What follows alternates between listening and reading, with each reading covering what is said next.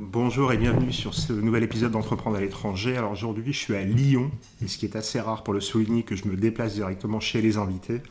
La dernière fois que je l'ai fait c'était à Bruxelles, c'est un peu plus au nord, bien que pour moi tout ce qui est au-dessus de Lyon ça reste le nord. Je suis dans une boîte qui s'appelle le Lab de Lando et avec les deux cofondateurs, je pense que le mieux, honneur aux femmes, donc je vais te donner la parole, Floriane, nous présenter le Lab de Lando et ton associé. Alors, merci beaucoup de nous inviter sur ce podcast. Du coup, moi, c'est Floriane, j'ai 28 ans. Et pour me présenter, j'ai de l'endométriose en fait.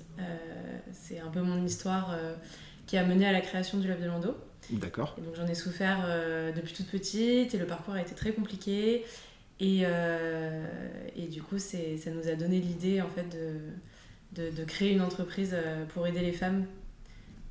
Et c'est là en fait que j'ai revu Sylvain, qu'on s'est mis en couple et que l'histoire du Lab de Lando a commencé du coup en couple. C'est ça, et du coup, belle transition. Et alors, du coup, on n'a pas créé le Lab de Lando à cause de notre rencontre, hein. C'est venu un petit peu après.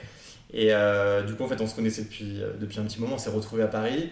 Et en fait, en recontoyant Floriane, j'ai appris la maladie, l'endométriose, ce que c'était. Et un beau matin, je lui ai dit, écoute, c'est un peu galère de te voir souffrir, etc. Tu trouves des solutions à droite à gauche, mais du coup, c'est bizarre qu'il n'y ait pas une plateforme du coup, qui réunisse des solutions en face des symptômes. Et donc, du coup, l'idée est venue de ça. Et du coup, on a entrepris en couple. Donc, j'ai montré à Florian que c'était possible de créer quelque chose pendant l'été et du coup, nous sortir respectivement de nos boulots d'avant. Et donc, du coup, voilà, on a créé Lab de Lando en couple pour une maladie qui du coup touche Floriane et qui impacte forcément le couple. C'est ça. Du coup, première question. Alors, moi, du coup, je me suis renseigné, je connaissais la maladie, je me suis renseigné un peu plus, mais je pense que tu en parleras mieux que moi. Pour décrire la maladie, c'est quoi exactement ? Alors, c'est très compliqué à décrire. C'est une maladie qui est complexe, qui a plein de visages. On dit qu'il y a autant d'endométriose que de femmes. Et elle est très mal connue, on n'en parle que depuis peu de temps, depuis un an au niveau du gouvernement qui a mis en place une stratégie nationale de lutte contre l'endométriose et au bout de depuis 2-3 ans dans les médias. Qu'est-ce que ça fait l'endométriose ? Ça cause beaucoup de douleurs chroniques. Ça peut être tous les mois, mais ça peut être toutes les semaines, ça peut être aussi tous les jours. On entend souvent que c'est des règles douloureuses et de l'infertilité. Ça peut être ça, mais ça peut ne pas être ça. Y a plein de symptômes différents qui dépendent des localisations des lésions, parce que techniquement parlant, ça provoque des lésions dans le corps qui vont être constituées de sang et qui vont inflammer du coup certains endroits. Et ça peut être dans plein d'endroits du corps, autant autour de l'utérus, l'endomètre du coup, que voilà, au niveau plus digestif d'autres organes urinaires ou même pulmonaires. On a déjà retrouvé dans le cerveau. Donc en fait, ça peut être partout. Et selon la localisation, du coup, il va y avoir des symptômes plutôt digestifs, plutôt urinaires, plutôt douleurs sexuelles, pendant les rapports, douleurs neuropathiques. Et voilà. Et après, souvent, il y a de la fatigue chronique, il peut y avoir de l'infertilité. Donc au quotidien, c'est très compliqué. Et du coup, il n'y a pas de traitement aujourd'hui. La science est très en retard parce que... c'est culturel aussi, on est dans une société patriarcale qui a toujours pensé que c'était normal d'avoir mal pour une femme quand elle avait ses règles.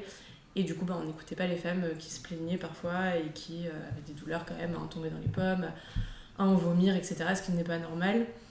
Et finalement, on connaît une révolution un peu féministe qui est de plus en plus généralisée depuis quelques années maintenant. Et c'est grâce à ça que l'approche du coup de la douleur des femmes au quotidien change et que du coup on s'intéresse plus à l'endométriose qui est une maladie qui touche plus d'une femme sur 10. C'est fou d'entendre ça parce qu'en fait c'est, et moi le premier, endométriose égale règle douloureuse. Là ce que tu viens de décrire, bien que j'ai lu là-dessus, en fait il y a des trucs que je découvre. Et du coup donc ça peut être pendant les règles et ça peut être tout le temps. Ouais, moi tu vois, ça a commencé quand j'avais 9 ans, donc c'est ça aussi qui est compliqué, il y a beaucoup de fausses croyances. mais parce que la science est en retard et parce qu'on découvre des trucs là depuis pas longtemps. Par exemple, l'année dernière, on a commencé à découvrir dans des études qu'il y avait des facteurs génétiques. Donc au final, que ça peut être dès la naissance en fait, tu vois, ça a été génétique, retransmis par... souvent dans une même famille, il y a souvent la mère, la sœur, etc. d'ailleurs. J'ai même lu il y a pas longtemps que des hommes pouvaient être porteurs aussi. Et du coup, ouais, moi ça fait depuis mes 9 ans que ça a commencé, donc c'était avant mes règles en fait. Et après, j'avais mal quasiment tous les mois, voire plus, et plusieurs fois par an, j'avais des crises avant de finir à l'hôpital. Et c'était pas forcément pendant mes règles, et en fait j'ai compris bien plus tard, parce qu'en fait c'est un long parcours, hein, et tu comprends des choses petit à petit, t'as des déclics, c'est très compliqué, c'est très long de t'informer, etc. Et de relier tous les symptômes, parce que t'as tellement de symptômes différents qui sont pas forcément liés au cycle menstruel, que c'est très long de relier ces symptômes à la maladie. Et moi il y en a, je sais pas, quand j'ai commencé à être diagnostiquée, donc j'avais 25 ans, donc j'ai plus de 15 ans d'errance médicale. J'ai un peu tous les ans, tu vois, je me disais mais en fait ce symptôme là c'est lié à l'endométriose, et tu vois, petit à petit j'avais des déclics au fur et à mesure de mes recherches, de ce que je découvrais, de ce que je lisais, de ce que parfois un médecin me disait, mais malheureusement la plupart des choses que j'ai appris ça vient pas des médecins malheureusement, et souvent c'est le cas parce qu'ils sont mal formés, et c'est au programme de médecine depuis 2020. Ouais, c'est très récent quoi. Voilà, donc c'est ce qui explique aussi le retard de diagnostic de 7 ans en moyenne. Et du coup, ça peut être tous les jours, parce que ça peut être digestif, etc. Et moi, tu vois, c'était pas pendant les règles, le pire, c'était pendant l'ovulation. Mais du coup, le temps que je comprenne qu'en fait, c'était des douleurs d'ovulation, j'ai compris ça il y a 1 an ou 2, même pas. Parce que je savais pas que l'ovulation, ça pouvait faire mal. Je savais pas que quand j'avais mal à un endroit précis, en bas à gauche, je savais même pas que c'était... j'avais pas conscience. En fait, on connaît même pas vraiment très bien notre cycle menstruel, les femmes... À l'école, il y a des cours de SVT vite fait. Très sommaire. Voilà, très très vite fait. On nous parle plus de le sexe c'est dangereux, ça peut être très grave, et faites attention et protégez-vous, et voilà, basta. Mais il y a un gros problème éducatif aussi au niveau du cycle menstruel, tout simplement. Même si on n'a pas d'endométriose, je trouve ça dommage aujourd'hui qu'on ne sache pas que l'ovulation peut faire des sensations dans le corps. Le SPM aussi, c'est le syndrome prémenstruel, c'est avant les règles. Pareil, ça déclenche plein de symptômes physiques et psychologiques. Personne n'en parle. C'est pareil, j'ai découvert il y a 2 ans. C'est hallucinant quand même. Non, c'est complètement dingue. Et du coup, toi, comment t'as rejoint l'aventure ? Comment dire que quand j'ai rejoint l'aventure, pour entrepreneurial, si on en reviendra après, c'est comment tu découvres ça chez Florian, hein ? Au final, en plus dans ce que vous venez juste de dire à l'instant, tous ces symptômes-là, on se rend compte à quel point nous, on est impacté aussi en tant que... dans le couple et l'homme aussi, parce que comprendre le cycle féminin, c'est bien pour la femme, évidemment, mais si du coup les jeunes garçons aussi étaient éduqués en SVT, etc. à ça, on comprendrait peut-être certaines choses. Le syndrome prémenstruel, c'est vraiment quelque chose aussi d'important, etc. Et donc voilà. Et donc du coup, moi en fait, j'ai découvert ça notamment à travers un des symptômes majeurs, mais qui du coup capte plutôt l'attention, c'était plutôt les douleurs sexuelles. Parce qu'en fait, on se rend pas compte qu'il y a énormément de femmes qui sont touchées par ces douleurs-là. Et au final, on se rend compte que avoir un rapport, etc., c'est censé faire du bien. Sauf qu'en fait, quand on voit le mal-être et des fois la gêne, voire la honte de ces filles qui souffrent de ça, on se pose des questions. Et en fait, les sujets sont venus au fur et à mesure avec Florian, elle a rien caché, mais j'ai quand même posé pas mal de questions. Et petit à petit, on a déroulé le tapis rouge des symptômes. Donc voilà. Et donc là, du coup, forcément, on se pose plein de questions parce qu'on se dit, mais comment tu fais pour vivre en fait au quotidien ? Parce que t'as ta charge déjà féminine à toi, t'as un job, t'es chez Dior en chef de produit, donc une pression manifeste matin, midi et soir. Et quand tu rentres, tu peux pas être la femme que tu veux être parce que t'as ces douleurs avec ça. Donc en fait, j'étais un peu plongé là-dedans par curiosité, un petit peu. Et je m'y suis intéressé, et puis du coup, comme je voulais vraiment être avec Florian, du coup, ça c'était évident. On a pris les sujets un par un, puis on a essayé d'aller sur ces sujets-là, mais je ne l'ai pas pris forcément de manière... Si, je l'ai pris un peu en pleine poire quand même, parce qu'en mode, c'est quand même un tas de choses, comme elle a évoqué, genre, il y a un peu le monde qui nous tombe dessus en mode, t'as quand même tout ça, il faut faire avec. Et d'un autre côté, c'était un challenge de vie, parce que... je le dis souvent par exemple sur l'alimentation, l'alimentation anti-inflammatoire, etc. C'est assez marrant de te dire que quand tu suis après un certain régime alimentaire et que tu changes un peu de vie aussi pour ta partenaire, tu te rends compte que pourtant en fait c'est juste génial. Donc au final c'est un peu une chance aussi de connaître ça et de le faire à deux parce que voilà.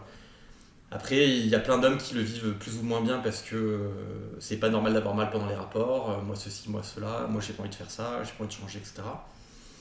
C'est dommage parce que on se rend compte après le bien que ça fait aux deux et du coup le couple va que de l'avant.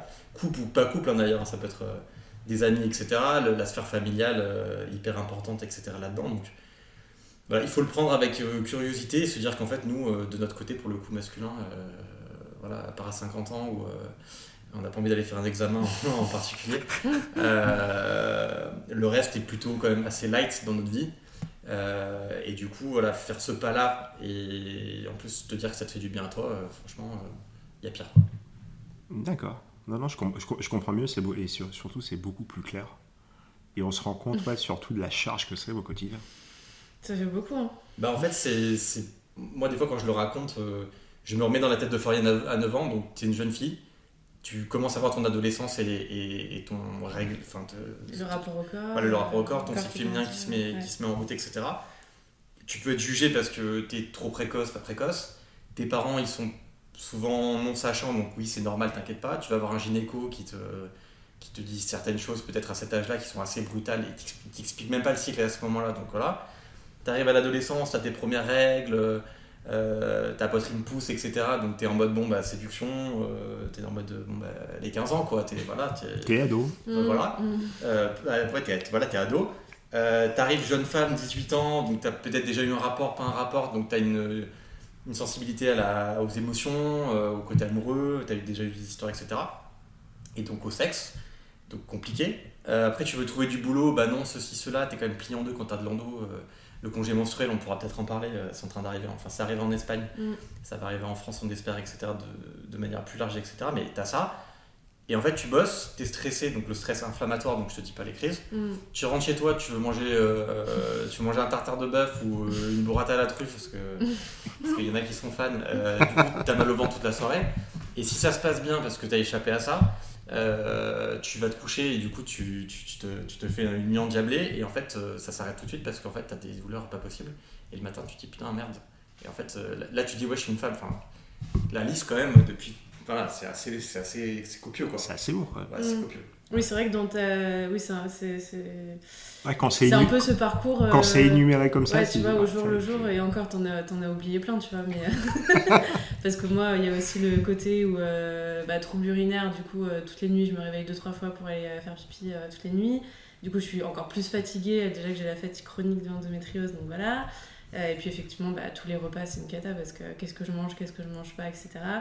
Le stress, les ballonnements, comment je m'habille aussi.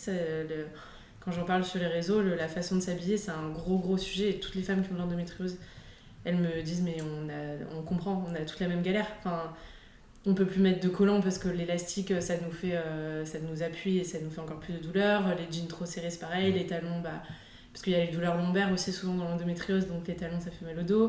Donc voilà, façon de s'habiller... Et puis après, quand tu veux sortir avec tes amis, pareil, ouais, l'alcool, ça peut être inflammatoire. En fait, c'est où est la notion de plaisir, quoi. Ouais, au quotidien, tout est calculé, en fait. Ouais, tout est calculé. Tu te laisses pas tu te laisses pas la possibilité à la folie, quoi. Ouais, c'est ça. Enfin, je sais que... Alors, aujourd'hui, j'ai la chance d'aller beaucoup mieux grâce à tout ce que j'ai mis en place, etc. Donc, ça va, je revis vraiment. Mais avant, c'était... parfois, je me faisais des crises de panique quand, je sais pas, j'avais des potes qui me proposaient d'aller faire un pique-nique sur les quais après le boulot. Je me disais, attends, est-ce qu'il y a des toilettes, comment je vais faire, parce que moi je peux pas rester 1 heure sans aller aux toilettes, etc. Du coup je devais tout calculer comme ça, ou pareil, ouais, si on devait partir en week-end ou quoi, fallait que je pense à avoir tous mes médicaments dans tel sac, et si je changeais de sac entre temps et que j'avais oublié un des médicaments, j'étais en panique parce que je me disais mais là, si j'ai une crise qui commence et que j'ai pas ce médicament là, je suis morte. Enfin là je suis pliée en deux pendant... Parfois ça durait 10 heures les crises, tu vois, pendant 10 heures j'étais pliée en deux, je pleurais. J'allais même plus à l'hôpital à la fin parce que quand j'y allais à chaque fois aux urgences, j'attendais des appels pendant 3 heures qui me prennent en charge, donc je pleurais dans mon coin pendant 3 heures. Après ils me faisaient des examens qui me faisaient encore plus mal, et après ils me mettaient sous perf de morphine ou je sais pas quoi, mais même ça en fait ça suffisait pas, donc au bout d'un temps ça a plus d'effet, ton corps résiste. Ouais, non, et puis vraiment les médicaments Enfin, il y a des filles, elles sont sous des médicaments genre vraiment hardcore quoi, pour l'endométriose, des antidouleurs, mais parce que les spasmes, etc., ça sert à rien. Tu passes à un niveau, c'est compliqué. Ouais. Du coup, on part de ce constat. Naît le lab de Lando. Donc, comment naît déjà, d'où vient l'idée? Pourquoi le lab? Lando, c'est bon. Lando, ça j'ai compris. Le lab, je pense avoir mon idée. Je vous laisserai creuser. Donc, en fait, comment naît l'idée de créer cette société? Je regardais Sylvain parce que je sais qu'on rigole, parce qu'en fait, c'est Sylvain qui a eu l'idée. Ce qui paraît fou, mais c'est cool de se dire qu'un mec a eu cette idée-là. Franchement, vu le nombre de femmes qu'on est d'aujourd'hui, et de se dire que ça vient d'un mec, c'est vraiment cool et ça montre que la société évolue, quoi. Mais en fait, oui, c'est venu. Ça a commencé quand j'ai été diagnostiquée, du coup. Quand j'ai été diagnostiquée, on était ensemble déjà. Et là, c'était le début d'un autre parcours du combattant où je me disais, ok, j'ai ça, mais du coup, qu'est-ce que je fais maintenant? J'ai essayé d'aller voir des médecins et en fait, même une fois diagnostiquée, même des médecins spécialisés là-dedans, ils m'aidaient pas plus que ça. Donc voilà, enfin, ils me disaient, bon, bah, on va te mettre sous pilule en continu parce que du coup, c'est le seul traitement aujourd'hui qu'il y a pour l'endométriose. Sauf que bah, c'est un pansement, et puis la pilule, oui, parfois ça aide, mais parfois c'est encore pire. Donc bon, pas du tout une option à long terme non plus. Et voilà, on me donne encore plus de médicaments, et voilà. Et du coup, je me suis dit, non, mais c'est pas possible. Moi, de base, j'étais passionnée de santé. Quand j'étais petite, bon, c'est vrai que je travaillais chez Dior, j'étais chef de produit à l'époque. Mais quand j'étais petite, je rêvais d'être dans la santé. Et du coup, j'avais ce truc-là qui restait. Et là, je me suis mis à fond dans les recherches, en fait. Et je me suis passionnée pour ça, vraiment faire des recherches, lire des livres, chercher sur internet. Alors il n'y avait pas grand chose, c'était il y a 3 ans, 3-4 ans, ouais. Et il n'y avait vraiment pas grand chose sur internet, mais petit à petit j'ai quand même découvert des infos. Je me suis mis dans des groupes de réseaux sociaux, de communautés de femmes du coup, qui se regroupaient pour s'aider comme elles pouvaient. Et ça a changé ma vie en fait, de me connecter avec d'autres femmes sur les réseaux, parce que du coup c'est là en fait qu'on apprend le plus de choses. Avec les tips de chacune, tu vois, enfin chacune qui a réussi à comprendre ça et l'autre a compris ça, donc on s'aide, la communauté c'est incroyable vraiment avec l'endométriose. Les associations de patientes aussi où j'ai un peu appris. Et du coup, voilà, là j'ai découvert qu'en fait, au-delà de la pilule et des médicaments, et de la chirurgie qui parfois aide, moi j'en ai fait une de chirurgie à 16 ans, ça n'a rien changé du tout. Donc là j'ai découvert qu'il y avait toute la santé naturelle, donc les traitements thérapeutiques. Donc, c'est-à-dire, en 3 pôles, ça donne la nutrition, donc avec toute la naturopathie, etc. La mobilité du corps, donc avec l'ostéopathie, la kiné, le yoga, tout ça. Et la gestion du stress, qui est inflammatoire, du coup, avec la sophro, la méditation, la respiration, tout ça. Ça, c'est les 3 piliers, du coup. Je me suis rendu compte que c'était la base, grâce à quoi j'allais aller mieux. Donc, j'ai commencé à avoir plein de thérapeutes différents, à faire mes courses à droite à gauche dans les pharmacies, sur internet, sur plein de sites différents, etc. À acheter plein de produits de santé naturelle, des compléments alimentaires, des huiles essentielles, du CBD. Alors là, c'était la révolution à la maison. J'ai acheté tout, je testais tout. En vrai, je m'éclatais. Enfin, je m'éclatais à le faire, à me dire ah ouais, je vais aller voir une naturopathe. Et je ressortais, je disais à Sylvain, mais c'est génial. Elle m'a appris ça, on a parlé de plein de choses. Je vais revoir toute mon alimentation. Là, je vais aller chez Bio, c'est bon, je vais refaire tous mes placards. Et j'ai découvert, j'apprenais plein de choses et je trouvais ça passionnant. Et du coup, Sylvain apprenait en même temps que moi. Et du coup, on a eu l'idée. Et c'est à ce moment-là que tu as eu l'idée, en fait, en me voyant acheter plein de produits sur plein de sites différents, c'est ça? C'est là où tu as commencé à avoir cette idée? Bah, finalement, oui, c'est. Je sais même pas si on peut parler d'idée, mais c'était un constat. C'est-à-dire que tu ramenais de l'information, tu joignais l'information à ce que tu allais acheter dans différentes boutiques, et tu parlais à ta communauté. Il n'y avait pas d'endroit commun pour faire tout ça. Donc, à un moment donné, vu que tu t'éclatais sur la communauté, ça te faisait du bien. Et je me suis posé la question de me dire, mais en regardant bien autour de nous, comme c'est un peu nouveau, il n'y avait pas cet endroit du coup qui rejoignait ces trois choses-là. Donc, c'est vraiment parti de là en fait. C'est ton diagnostic, ta farfouille un peu à droite à gauche et le constat que tu étais en train de t'aider, mais pas de la meilleure des façons parce que tu avais trop la pêche aux enfants.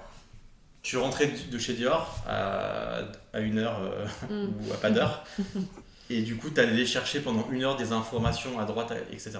Et donc du coup la gestion de la douleur avec la gestion du temps, finalement tu vas au plus efficace et tu te dis bon bah il faut que j'ai un endroit où il y a tout qui est tout résumé. Du coup, là, le lab de Lando est né. Le nom est pas né tout de suite d'ailleurs. C'est moi qui l'ai trouvé. Le nom, c'est toi qui l'as trouvé. Parce qu'au début, on se cherchait sur est-ce qu'on est vraiment, on met endométriose dedans, pas dedans, etc. Mais c'est vrai qu'après, t'as sorti le lab de Lando et le lab, on s'y est retrouvé direct. Parce que lab, c'était un peu laboratoire, mais laboratoire d'idées, de concepts, de pensées aussi sur tout ce qu'on fait. Et c'est assez universel finalement de se dire que c'est un lab parce que il y a le côté un peu recherche, il y a le côté un peu tu dis tes recherches et voilà, et c'est censé aider. Donc voilà, c'est un peu un mot qui mixe tout.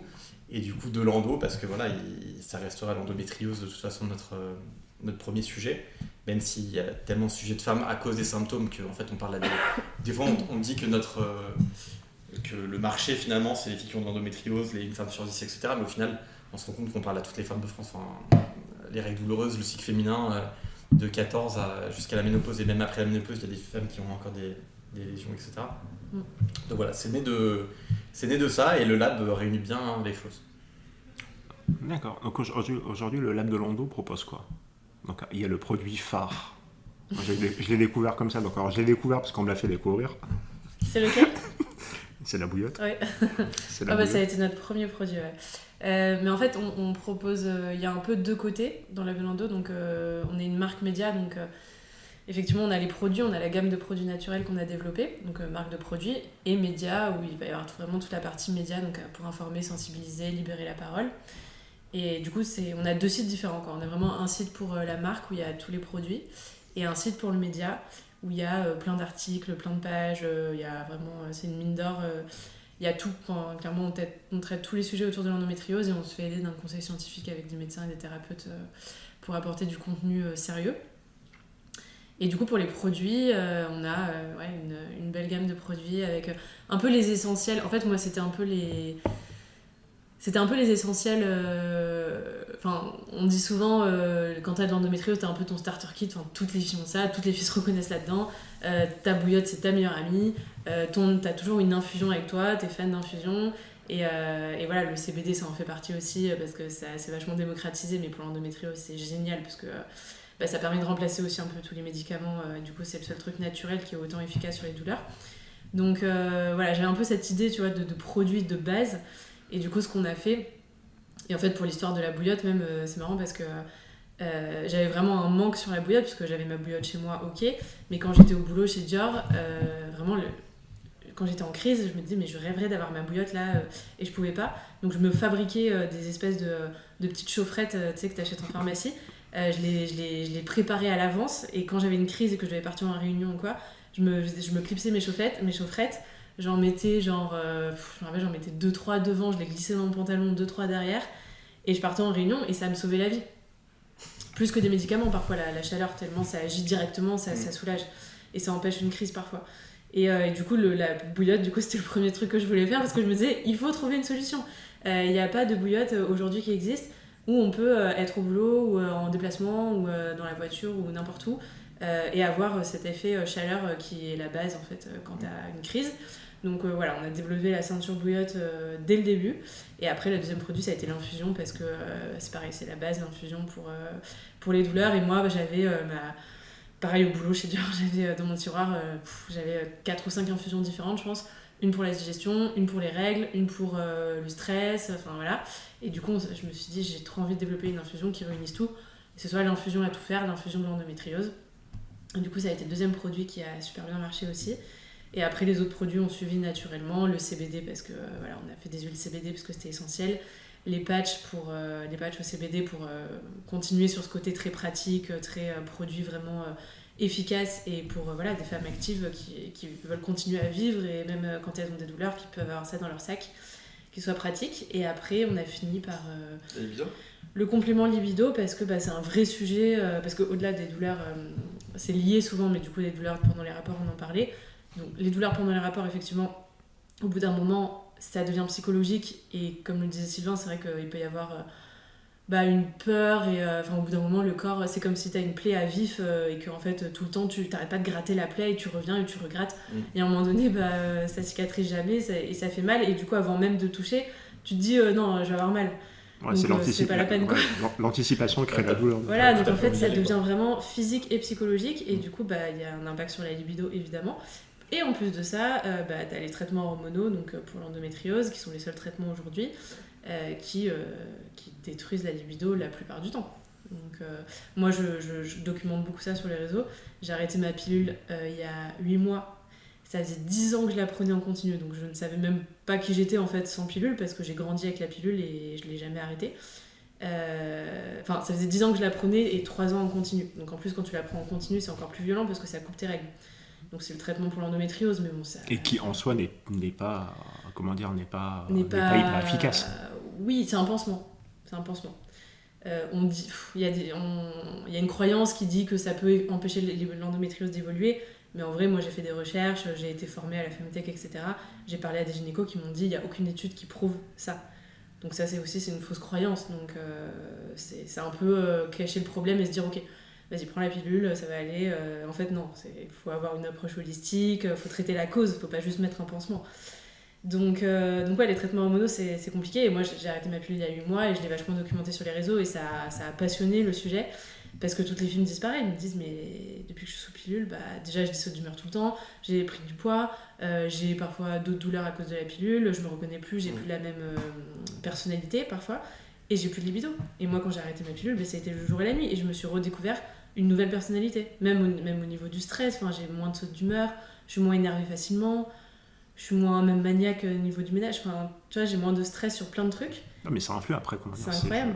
Je suis loin d'être concerné, mais je pense 10 ans de pilule, dont 3 ans en continu, ça commence à avoir une petite Avec influence recul, sur la personnalité, quoi. Ouais, je me dis, c'est chaud quand même ce qu'on s'impose les femmes avec tous ces traitements. D'accord. non, mais c'est fou d'en parler. C'est fou d'en parler de cette manière parce que c'est peu connu, c'est peu documenté. Et on est en capacité aujourd'hui d'évaluer le nombre de femmes touchées par l'endométriose en France, où il n'y a clairement pas d'études à ce sujet. On parle de 3 millions. Ce qui n'est pas rien, quoi. Ouais. En fait, c'est ce qu'on expliquait tout à l'heure, c'est-à-dire que... On dit que c'est l'arbre qui cache la forêt. Voilà, c'est que les femmes sont diagnostiquées, donc de manière médicale, donc par l'imagerie, par les gynécos, etc. Ok. Et tu as toutes celles où on a fait la chronologie de la femme tout à l'heure de manière un peu large et rapide. Mais du coup, toutes ces femmes-là qui ont des douleurs de règles, douleurs sexuelles et tous les symptômes dont on a parlé, est-ce qu'elles en ont, est-ce qu'elles en ont pas finalement là, on touche toutes les Françaises, quoi. Oui. À partir de 14 ans. Oui, tous les jours sur les réseaux, on reçoit des messages de femmes qui nous disent je sais plus quoi faire, j'ai vu plein de médecins, moi je suis sûre que j'ai de l'endométriose, mais les médecins, on voit rien à l'IRM parce qu'on peut ne rien voir, parce qu'encore une fois, les médecins sont mal formés. Et ce qui est hyper important, et c'est le message qu'on fait souvent passer quand on fait podcast et autres, c'est qu'il ne faut pas attendre pour prendre en charge sa douleur. Sauf qu'en fait, il y a beaucoup de femmes qui courent après le diagnostic, et tant qu'elles l'ont pas, elles font un déni de dire non mais j'ai pas ça et tout, ça va, en fait si on me l'a pas dit c'est normal, tant pis, etc. Oui, ouais, elles se sentent pas légitimes d'aller voir une naturopathe, une ostéopathe. Parce qu'il n'y a pas la validation médicale derrière. Ouais. C'est ça. Et tu as souvent la peur et on a beaucoup de témoignages là-dessus, une certaine hiérarchie médicale aussi. Des fois, quand tu vas voir ta gynéco, tu lui as dit que tu as vu une naturopathe il y a une semaine, ça change d'ambiance, quoi. Toutes les gynécos ne sont pas, hommes et femmes d'ailleurs, ne sont pas très très ouverts non plus à ce genre de... Oui, c'est tout le problème, c'est vas-y, prends la pilule et ça va aller. Mais non, faut... Mais bon, heureusement ça change. Il y a des centres endométriose qui se développent, mais il y en a très peu encore. Mais il y a des centres endométriose avec des vraies stratégies. Ça fait partie de la stratégie nationale de lutte contre l'endométriose où ils encouragent justement les gynécos et les centres, les hôpitaux, etc. à bosser en partenariat, quoi.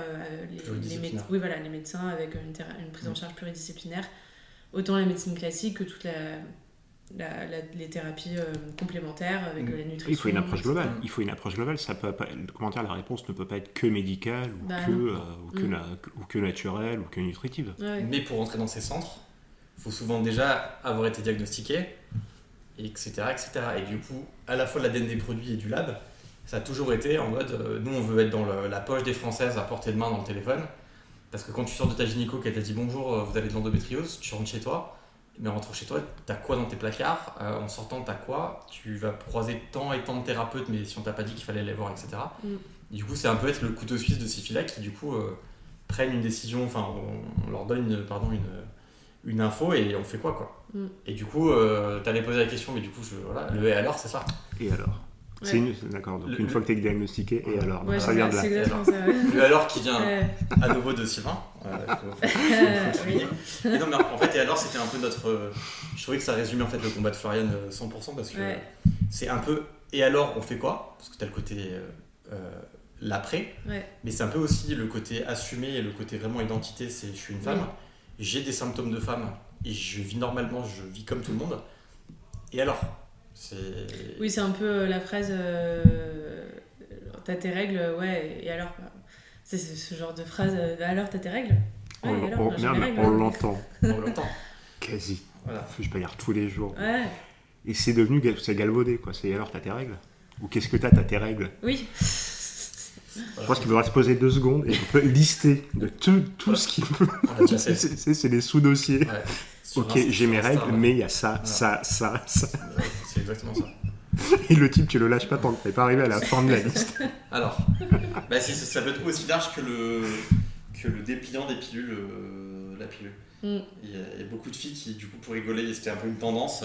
Tu prends ta pilule Cheetos qu'en fait t'as jamais regardé, tu prends le truc qui est plié en 45, tu l'ouvres et en fait ça te fait une fille qui nous a fait rire la dernière fois qui nous dit c'est plus grand qu'une carte de France routière quoi. Tu fais ton truc et celui qui aura la plus large, etc. Et c'est vrai que quand tu le déplies... Il y avait une tendance à un moment, c'était des filles qui s'en faisaient une robe carrément, enfin tu pouvais vraiment t'en faire une robe, quoi, un vêtement, tellement c'est... Tellement c'est naturel, c'est pratique et c'est... Voilà. Il faut dire que la pilule, du coup pour l'anecdote, parce que j'ai appris ça récemment, Flo me l'a dit, quand les études de la pilule ont été lancées, dans les années 40, il y a eu 2000, ça a été testé sur 2000 femmes, il y en a 2 qui sont mortes, 3 qui sont mortes, voilà. Ça a posé de problème à personne, et ils ont lancé du coup les premières pilules, etc. Mais c'est pour montrer voilà, que en fait, depuis ce temps-là, ça avance tout doucement, mais le message d'espoir quand même qu'on dit à toutes celles qui sont assez aussi virulentes sur le sujet, et on est en retard, etc., on a quand même la chance aujourd'hui, grâce à la communauté aussi, que les choses bougent. Endo France, qui est la première asso, ils ont été créés en 2001, de mémoire. Ils ont eu gain de cause avec le plan national sur l'endométriose l'année dernière. Donc en fait, grâce à ça... Il y a plus de 2 décennies de lutte, quoi.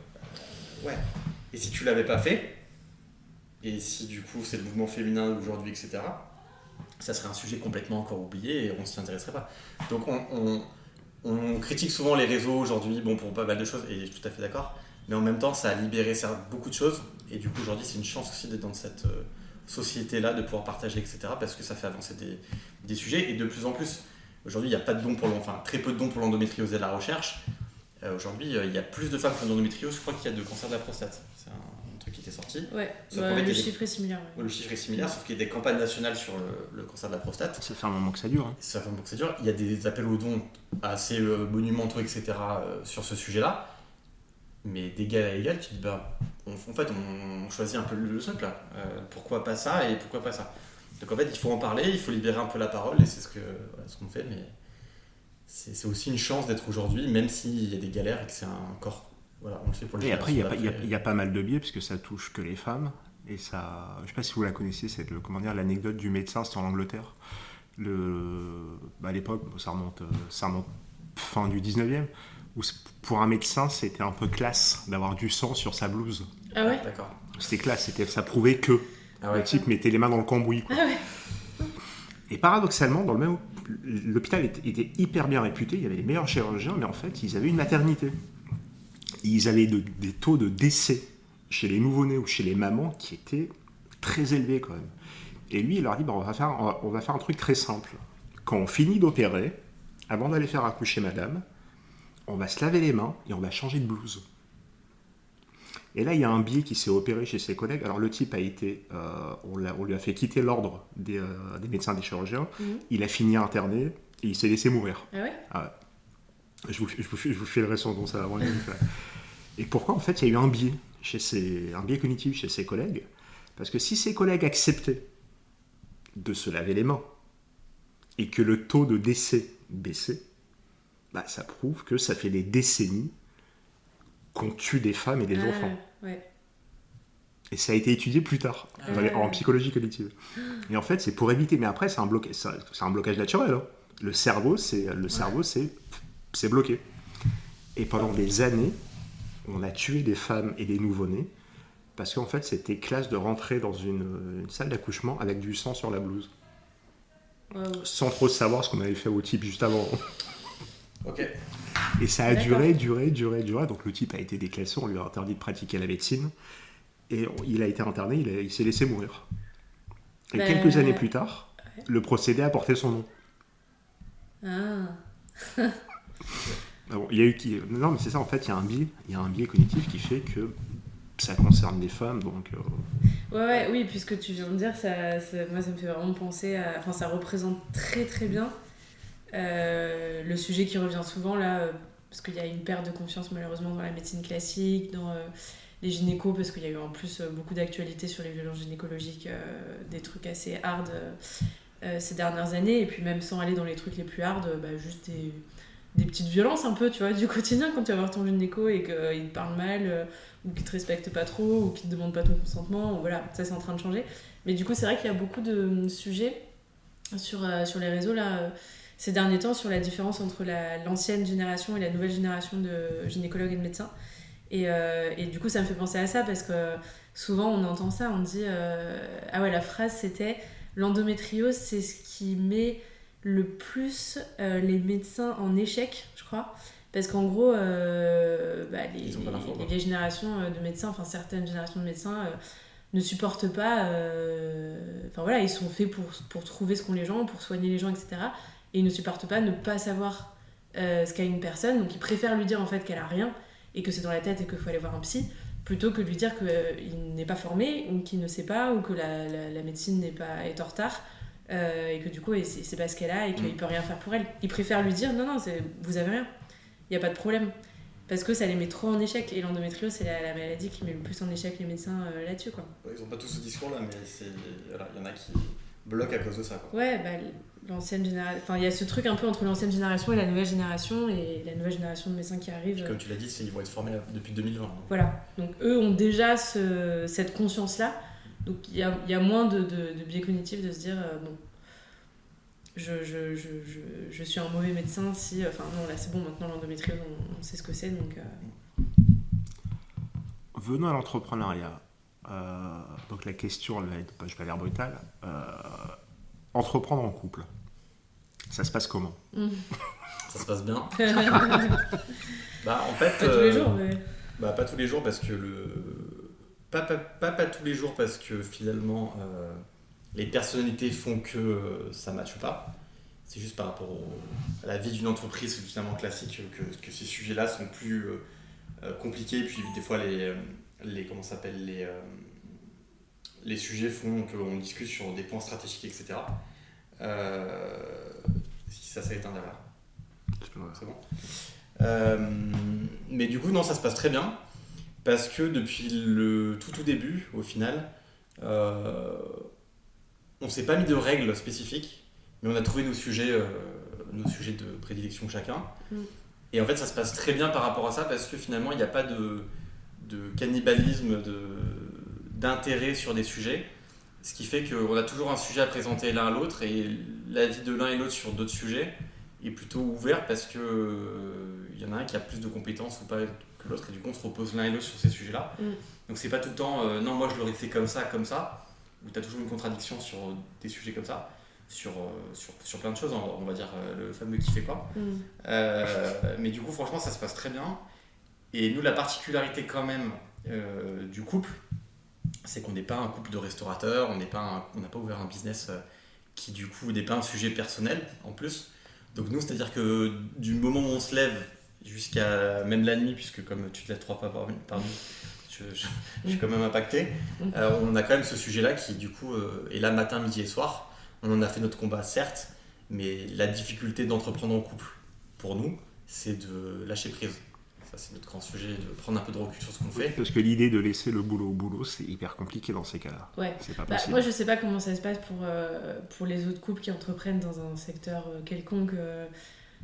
Mais nous, c'est vrai que c'est quand même particulier, parce que on entreprend... Enfin, c'est un projet pro, mais c'est surtout un projet de vie, parce que finalement, à la base, c'est parce qu'on était impacté personnellement que du coup, on l'a fait pour que j'aille mieux, et on l'a fait aussi pour que d'autres femmes aillent mieux. Mais du coup, pour que ça marche, on était obligé dès le début de tester le concept sur nous, de tester les produits qu'on vendait, etc. De parler de notre histoire tout le temps, de sensibiliser, donc de raconter notre histoire, de tester plein de choses pour aller mieux et pour partager aux femmes via le Lab de Lando. Donc tout est lié, et c'est vrai que c'est un projet pro, mais c'est surtout un projet de vie. Donc déjà, je pense que voilà, n'importe quel entrepreneur, séparation vie